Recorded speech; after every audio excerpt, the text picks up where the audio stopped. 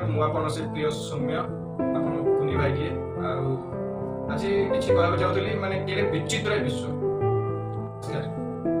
କେଡ଼େ ବିଚିତ୍ର ବିଶ୍ୱ ନା ମୁଁ କେବେ ଦେଖି ନାହିଁ ଜୀବନରେ ଏବେ ଆଶ୍ଚର୍ଯ୍ୟଜନକ କଥା।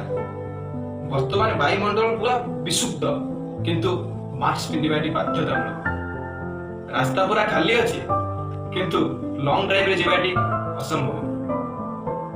ଲୋକମାନେ ସଫାସୁତରା ଅଛନ୍ତି କିନ୍ତୁ ହାତ ମିଳିବାରେ ଏଠି ପ୍ରତିବନ୍ଧକ।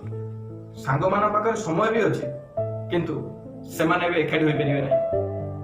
ସମସ୍ତେ ଏବେ ରାନ୍ଧଣା କାର୍ଯ୍ୟରେ ଧୁରନ୍ଧର କିନ୍ତୁ କେହି କାହାକୁ ଭୋଜନ ପାଇଁ ନିୟନ୍ତ୍ରଣ କରିପାରୁନାହାନ୍ତି।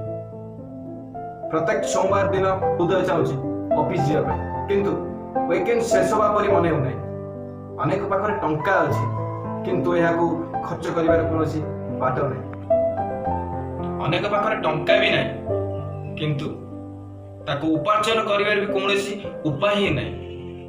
ଯଥେଷ୍ଟ ସମୟ ଅଛି ହାତରେ କିନ୍ତୁ କ'ଣ ହବ, ଆପଣ ଆପଣଙ୍କ ସ୍ୱପ୍ନ ପୂରଣ କରିପାରୁନାହାନ୍ତି। ସତରେ ବିଡ଼ମ୍ବନାର ପରିପୂର୍ଣ୍ଣ ଏକ ବିଶ୍ୱ। କିଛି ନାହିଁ, ସବୁ ଠିକ ହେଇଯିବ। ତାହେଲେ ପଜିଟିଭ ରୁହନ୍ତୁ, ପଜିଟିଭ ଭାବନ୍ତୁ କିନ୍ତୁ କୋଭିଡ ପରୀକ୍ଷାରେ ତାହେଲେ ନେଗେଟିଭ ହିଁ ରୁହନ୍ତୁ। ମାସ୍କ ପିନ୍ଧନ୍ତୁ, ସାମାଜିକ ଦୂରତା ରକ୍ଷା କରନ୍ତୁ। ଜରୁରୀ କାମ ନହେଲେ ବାହାରକୁ ଯାଆନ୍ତୁ ନାହିଁ। ଜୟ ଜଗନ୍ନାଥ।